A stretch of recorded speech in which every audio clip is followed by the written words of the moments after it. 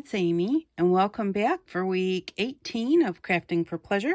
So today, we are going to do a vessel, but I wanted to show you the piece of lace that I was talking to you about last week on the haul video, where I told you that you could take a white colored or cream colored lace and you could color it with permanent markers to change the color.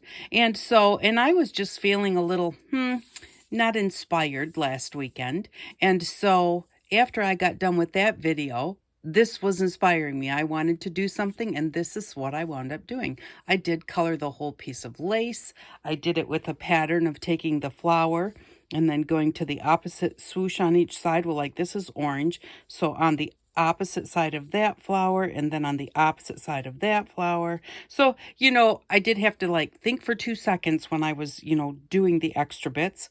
And that took a little bit longer, but really it took me about an hour. I was watching a show and I was watching the show too. So it's not like I was just doing this and getting it done.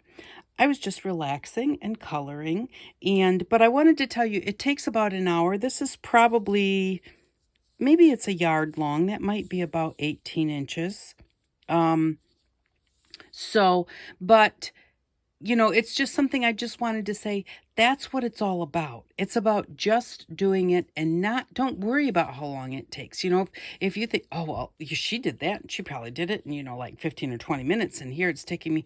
No, it's supposed to be relaxing. It's supposed to be watch your show, talk to your friends, and just sit and keep your hands busy. And when you're alone, it keeps your hands and your brain busy. But I wanted to show you how that turned out because I really like the way it turned out. And you can do it all in one color, or you could do it in muted colors, not these very bright, vibrant colors.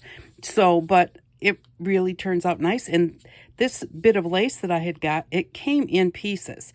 And this was one of those pieces. So I can now just grab another piece someday and just do another one, and do it in another color. So I wanted to show you how that turned out because it turns out really, really cute. I like it. And it is a really fun, crafty project that you can do when you're just not feeling super inspired and you just want to do something, or you want something quick to do, because you can sit down and you could do 2 flowers and then go off and do whatever you need to do. So it's not like something you have to finish right away. But for our vessel, I am going to show you what I have here. This is how far I am. I'm going to kind of reverse engineer it for you to get you to this point. But because that's the problem, is sometimes you sit down and you start something and then it's like, oh, I should have videoed that. So I'm going to tell you how I got here. This was a velvet and sequined prom dress or something. And when I bought it, I thought that I would take the sequins off of it and then use the velvet. But I got to looking at it and everybody was doing the vessels at the time. And then they did the bowls. And so I did the bowls, but I really wanted to do some kind of a container vessel out of fabric. And so when I cut the sleeve off of the dress, because the dress, the zipper was gone and it had a bit of a hole in the bottom. And so it was one of those things where I don't know exactly how it could have been fixed. And so, but it still can be used for something else. And that's what I bought it for. So, oops, got a feather on it. So anyway, so this is the sleeve. So this is the end of the sleeve. And so it's already got a hem in it. The white part I've added. So, and the white part is just a bit of a sheet that I also got. I got both of these at the Salvation Army.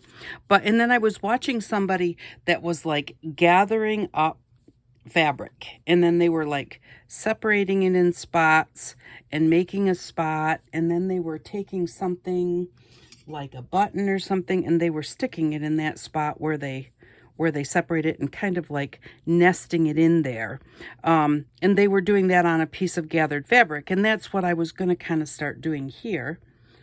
But then I thought, well, I really wanted to I didn't figure I could do it very well with the sequins. And so I did it that far. And then I thought, what am I going to do with it? So I'd been looking at it for quite a while. I did this quite a while ago. And then I got to thinking and I thought, that is going to be my vessel.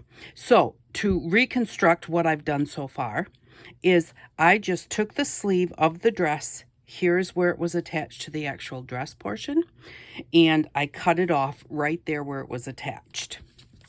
So, and then I'm going to just straighten this part out here. So after I cut off the sleeve, then what I did was I took a piece of white sheet and I cut it into a square, just like that. And then I tacked this down with these white, see where the white threads are? I just went ahead and did a basting stitch. That's just where you come up, go a long ways, go back down again to hold the two pieces of fabric together. And those come out at the end when you're all done. So I had this big square, I had ripped it and had nice little fringy edges and everything. But I didn't know what I was going to do. And it had this shape, because it was a sleeve, it had this shape of, kind of being like a triangle. And then I thought, well, I want to gather it, but I decided I couldn't gather that. And so then what I did was I went in from the back and I just started where the two pieces come together. And I put a knot, and then I just did a running stitch in and out, in and out. Now you can make these stitches as big or as small as you want. The bigger the stitch, the more fabric will gather between, like it gathers between every stitch. So if you make your stitches small, your gathers will be small. See here. So see how close these are? But if your stitches are wider, then that whole piece would be gathered together as just one piece. So you can do that however you want, but I just ran from the top, put a knot in my thread, ran straight to the bottom, and I just did that every so often. And I think what I started was, I think I did both sides and then the middle, and then I think I divided that up and, just kind of tried to make it about the same. There was no measuring. I don't bother doing that, especially with something like this. This is a piece of art. This is just a piece of whatever comes out of your head, out of your heart. There is no pattern for it. So after I did that, I just went ahead and I left my string quite long. So that string is, 3 or 4 inches long. And then I tied a knot in the bottom so that it wouldn't, I cut my needle off and tied a knot in it because I didn't want it to come out once I've already done all of these. I didn't want to make it too short or make it so that it pulled out. I found that it wasn't staying to the white fabric very well. So then I went ahead and I just did a little stitch that went around like this to hold the velvet and the white together right here at the bottom, because I wasn't sure exactly what I would be doing with that. And I just wanted to make sure that that wouldn't come apart either. And then once I had all of these in here like this, then I just went ahead and I just grabbed my string and pushed it up like that. And I did that with each one. And then after I did that, we'll turn it over and we'll kind of adjust it to kind of how it looks, how we want it to look. And I did try putting some things in there. I didn't like it. And I liked the one where I saw the person that was making that piece of art, but I just didn't like it with this piece. I do like to put stuff together like that, but this one, it wasn't my thing that day. So now I have all of these threads here, and I'm going to leave those there kind of until I'm done, or until there's so much in my way that I need to cut them off. And then I will re-thread it onto my needle, and I will stitch it around the edge here to hold it all together. Now this is going to be the top of my vessel, so this is probably going to need to be folded over. So I could use this to kind of sew it down so that I'm not wasting that thread. So that is how I got to this point. Okay, so and then we were square, and this was sticking up like this, and when I gathered it, this started doing this because it's longer here than here because of the fact that that was a shirt. A sleeve. And so I thought, I like the way that stuck out there, but I did not like it sticking out here. It just, I didn't like it. So I went ahead and I was going to just try and fold it over, but there was so much of it that I cut about an inch off. See, this one is a little bit longer. So I cut some off at the same angle as the edge of the sleeve. And then I did it long enough so that I could fold it over and fold it over so that I wouldn't have to worry about, I'd have a nice finished edge here after this wound up getting put together. And then I just pinned it. I'm not a big pinner. I don't usually use pins, but this one, because of how it is, you definitely, I would think, would want to kind of pin it. You also could base this down. You could put the big stitches in there to hold it all together also. And then once I did that, I liked the way it looked. I had all of my strings here, and then it's at here because I didn't know what did I want to do with it. And here just recently I thought I'm going to turn it into a vessel. I need to have something to throw my little bits in. And like right now I throw them in this little jar, and I really like this. I made the little pin holder. This is actually like a little pin cushion. I saw this on YouTube. I don't know who did it, but it's 2 pieces of cardboard with just a little bit of padding, and then you just sew the buttons together, or sew a button on it like that to sew it together, and then you do a blanket stitch all the way around, and then your pins just fit right in the fabric, and the little bit of cushion that you've got here, and you've got a little bit in there too, and your pins just fit in there. And so that's a little pin holder, so you've got pins with you, and I use it. It's a perfect size to cover up this jar. And so that's what I use that for. Well, I've been looking for another jar because this one's full. And what do I do with these? You can use them for all sorts of things. You can use them for little tiny patchworks. I use them to make I like to make these little scrap balls. And I use them. You can put perfume on them and carry them in your purse or in your pocket. But I just think they're cute. I actually made a necklace with one. They're just fun to play with, and that's what I use usually my scraps for. But I haven't made any in a while, so this is full, and I kind of wanted one for fabric and one for threads, because right now I put them all together. So I will probably start using this one for fibers like threads, and using this one for my fabrics, little bits of fabric. That's my thought anyways. Was that I'm going to use this to make a fabric vessel. So then I had to decide, since I've already got it this far, I was trying to figure out how am I going to make it into a vessel. And the first thing I tried was a jelly jar like this one. And so I put it there. This is going to be my top. So I want to sew the bottom part together. And so I thought, this would help me, but it's way too small. There's just way too much left. And I don't know if I want to leave something sturdy in the middle or not. So I kind of, whatever I'm going to use to sew it around, I kind of want to be able to leave it there if I want to. And so it's like, that's just way too much. And then it just wouldn't work. So then I tried a spaghetti sauce jar. And that one is pretty close. There is still extra, but it's not a whole lot extra. But still, if I didn't make it tight, then I wouldn't want to leave that glass jar in there. And so that wasn't it either. Then I tried things that were too big. And I finally found that my salt container is just about the right size to go ahead and sew it together. Now it's a little bit big still. Just barely. So I thought, well, I could overlap it. And if I overlap it, that pretty much will make it tight. Not tight, but it will make it so that it fits pretty well. And then if I leave this in here, which I think I am going to now, I think I've decided to, then what I'm going to do is I'm going to take this little bit of the white that's left here, and I'm going to fold this and glue it down to hold it all together. Just like that.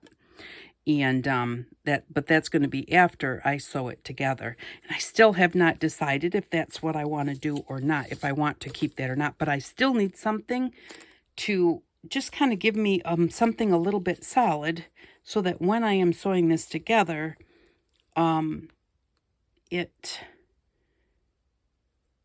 it just gives me something to, instead of it being all like flopping together, it will give me something to kind of hold it against in order to do my stitching.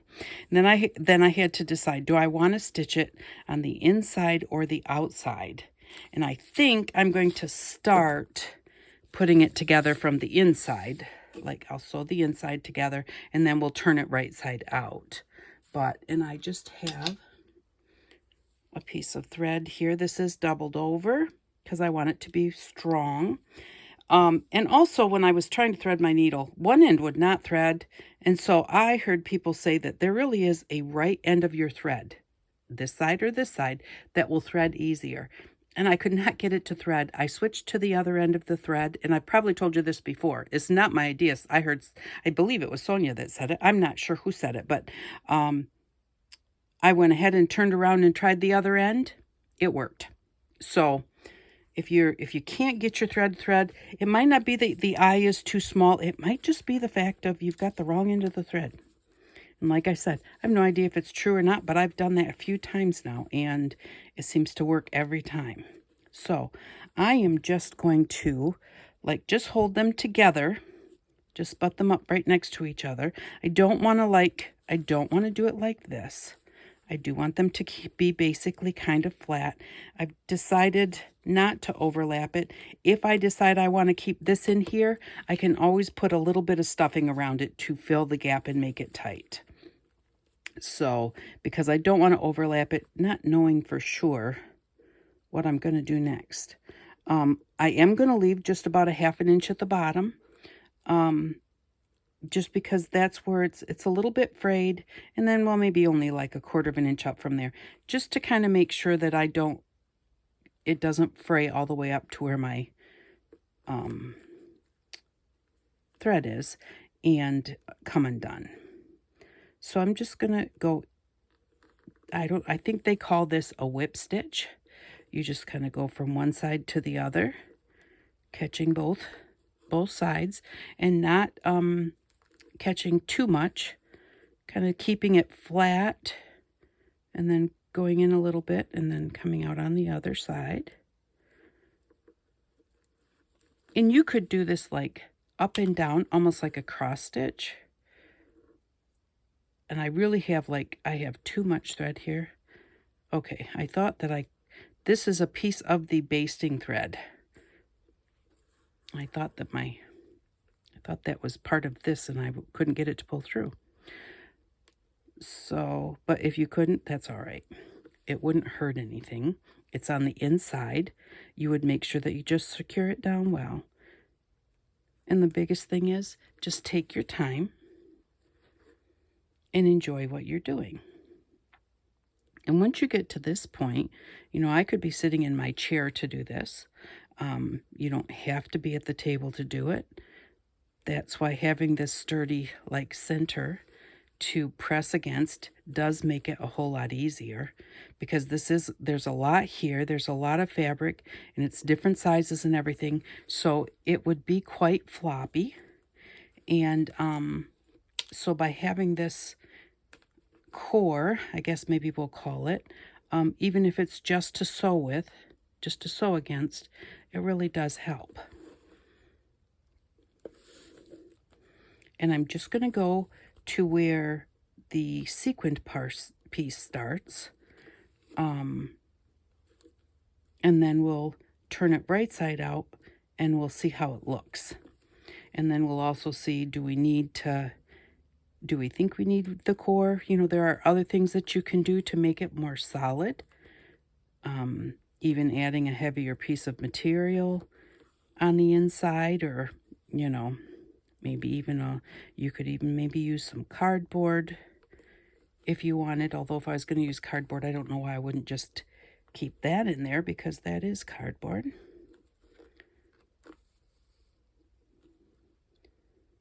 But we will just finish this up to the top.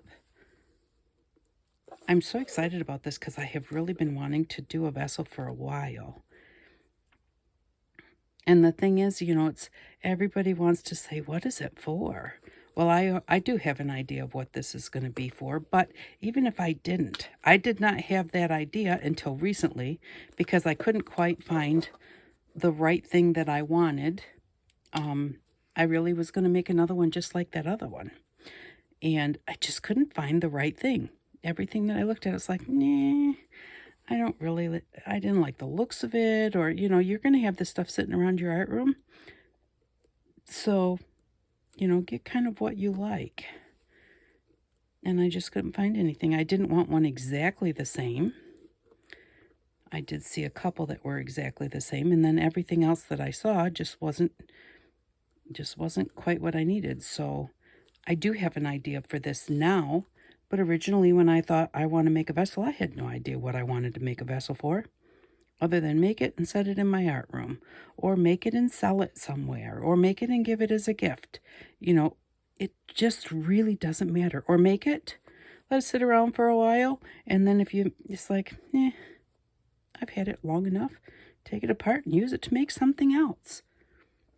I mean, that's what we just did with this dress, which I didn't make the dress, but somebody did. Okay, so there we go. I'm just kind of knotting it off a bit. And because this is going to kind of hang open right here, I do want to make sure that this is pretty sturdy.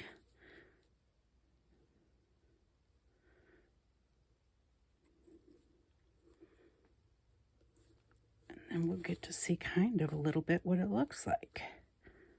One more knot. There we go.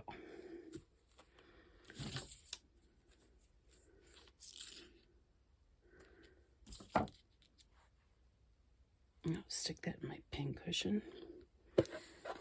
Okay, so we have to take that out for now. And see how floppy that is? So, that would have been, it wouldn't have been impossible to sew, but it would have been harder trying to keep your hand in there. And, I just think that turned out, that worked really well to use it that way. So here we go. I think it looks pretty cool. Put that back in there just so we can kind of see what it's going to look like. That is really, actually, I like the way that this looks. So, and it's going to have a nice wide top. And I think I am going to kind of let that fall down. I am going to have to sew all the way around the edges. This is what it looks like here. I'm not 100% sure. Maybe I might tack this back like this, so that it looks like that at the top from the front, just to kind of put those back just a little bit. That will just kind of like pull this all down just a touch. It'll be taller in the back than it is in the front. And I'm still not sure what we'll do with this, if we will or if we won't. If I take it out, see, there's nothing to really make it stand up at this point in time. But that doesn't mean that there won't be. I can, which would have been easier if I had done it before. But the thing is, oh well, I'm still going to be crafting, even if I have to like do things that will take longer. I can, because this is just basted together. The red and the white is just basted together. It's not sewn together. If I want, I could go ahead and I could put some stuffing in there that was this tall, a piece of batting, and just put it in there. Take these stitches out. I could put a heavier piece of fabric in there, like the fabric that I used to make this bowl. That was a heavy piece of white fabric I showed you that I have. It's kind of like jean material. Could even put jean material in there, although it might show through my white on the inside, and that might bother me. But I don't know.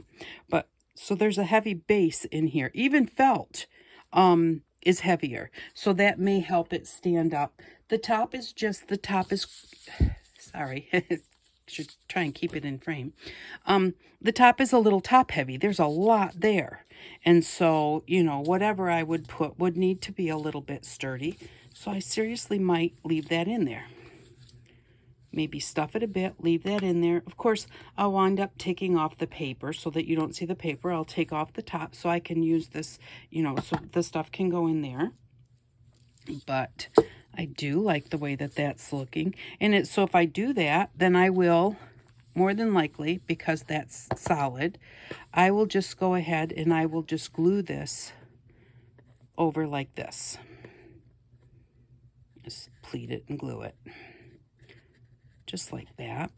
And then just the white because it's thin. And then, because I thought that I might want to do that, I just cut a circle out of a cereal box. Just like that. Cut the circle out.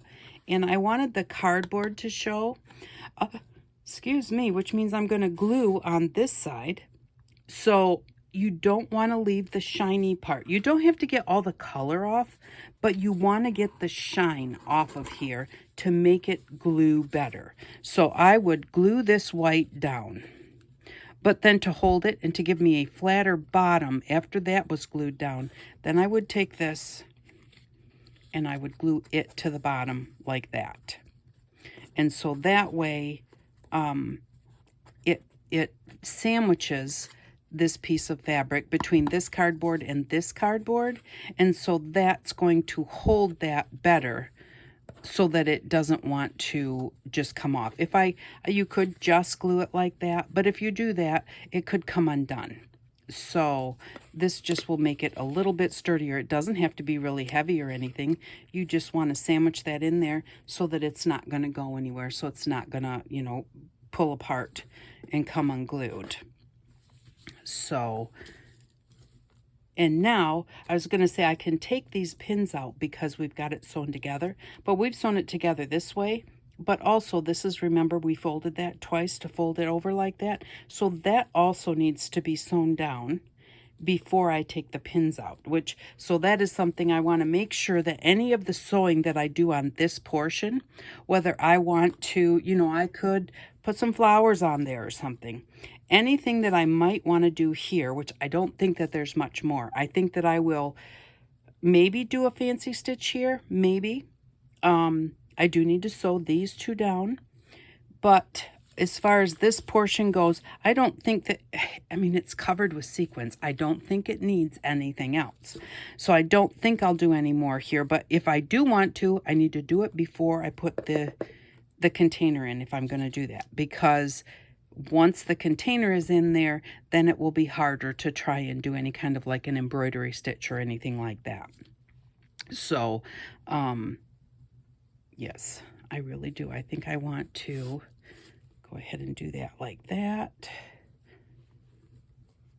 And so it'll kind of look like that, except it will have this maroon all the way around the top. And I might do that just like the other one where I do it twice.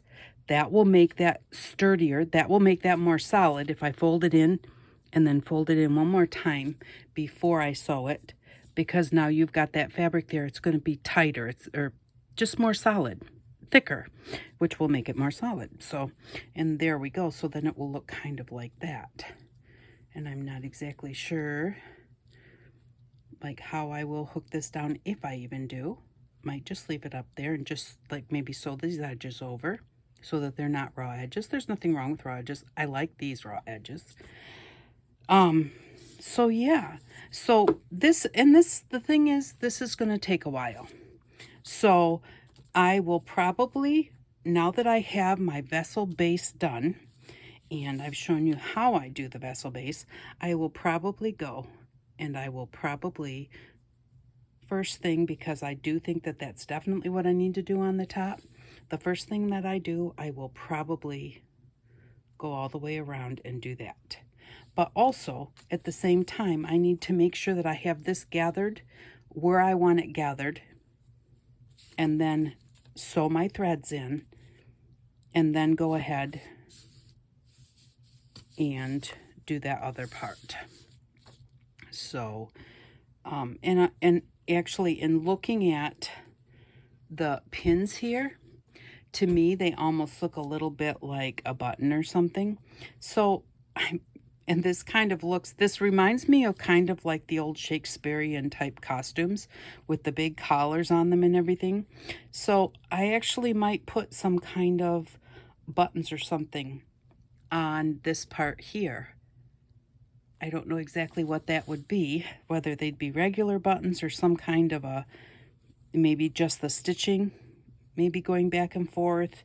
I'm not sure, but I do like the way that those pins look there, and I think it would be a little plain now. If I take them out, like it would just look very plain because I'm used to seeing these in here, which that's part of like my thing is once I get used to something, I don't like it to change. But that is me. So, yeah.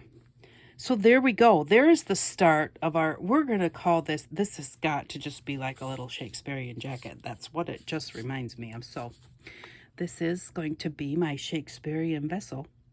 And I will come back and show you because it just takes so long. I like to teach you how I do things, but I don't have like a lot of chattiness that I can just sit here and sew all the way around here and tell you stories because I'm not good at that part.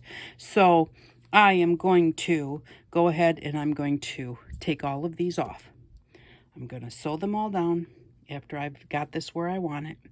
And then I'm going to cut them off. And then I'm going to do this top portion, decide what I'm going to do here, and decide if I'm going to stuff the inside. And then I will come back and I will show you what I've done. This is not really the right color, but could even put something like that on there. And very possibly we'll work on it again. If I've got a lot of stuff that I want to show you how I'm doing it. But, you know, I don't need to show you how to just sew a running stitch or a whip stitch to fold this over. So definitely I will get that far. And then I will probably decide what do I want to do here. And then maybe I'll come back and show you. And definitely I do need to decide what I want to do about that. So I may come back and show you what I've done about that, or maybe show you how I do it. So, but I really do appreciate you stopping by. I hope that if you know, the thing is that all you got to do is have some fabric and just decide how you want to like throw it together into a vessel. And then if it's a little too floppy here, a little too floppy there, then you just decide, what am I going to add or what am I going to do to make that a little more sturdy? And then it's just fun. And I would have never thought when I started this that it was going to be a vessel to tell you the truth. I mean, I just didn't think of that. So I was going to make kind of a piece of framed artwork. But now it's going to be a vessel. And now that I've got it sewn together, now I think that it looks like one of those little Shakespearean outfits. So, you know, it's just one of those things where it's just kind of like, it just happens. It evolves. And it's fun to see where your project goes. So have fun doing it. Don't try and copy just what somebody else did. Like, use their suggestions, do what they're doing. That's all fine. And anything that I make, you can copy it exactly as you want to. But the whole point is that you do what you want to. If you think, oh, I need it shorter, I need it bigger around, I don't like it gathered. It's just, you do whatever you feel like doing. And that's the whole part of creating that makes it fun, is to not have the rules there that, oh, I have to do this and I have to do that. You can do whatever you want.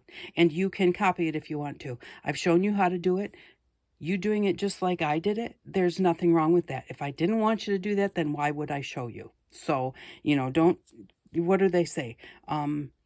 Forgery is the biggest form of flattery or something like that. So, so copy whatever. So if they're showing you how to do it, then go ahead and do it and just make it yours. Just do whatever you want to do.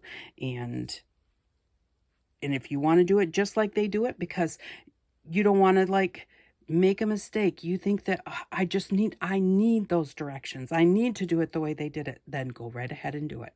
So it's all about having a good time, taking your mind off things, and just enjoying what you're doing while you're doing it. So thank you very much for stopping by. If you get a few minutes, please watch a commercial here or there. Not those 15-minute commercials, whatever they are. They're not even commercials. They're infomercials. If they come up, turn them off. I wish that they, and I don't know if they come up on my videos or not because I don't watch my videos like on regular. I watch other people's videos on regular. And some people have those and some people just have regular commercials. So I'm hoping I just have regular commercials on mine. I do not put them in the middle. That is one thing I don't like to do because I want to watch something start to finish. I don't want to have to find my clicker and turn off the commercial because it's one of those 15 or half hour or, whatever commercials of nobody's ever seen this before. So I just don't, those ones really get to me. So, but if you get a minute, watch a commercial. It does help. That's where you get a few pennies for everybody watching the commercial. And so that's where the money comes from for doing these videos. And it's not a lot, but it does help. So I really do appreciate you doing that. Thank you very much for stopping by. I appreciate each and every one of you. And I hope that you all have an outstanding day. Bye-bye.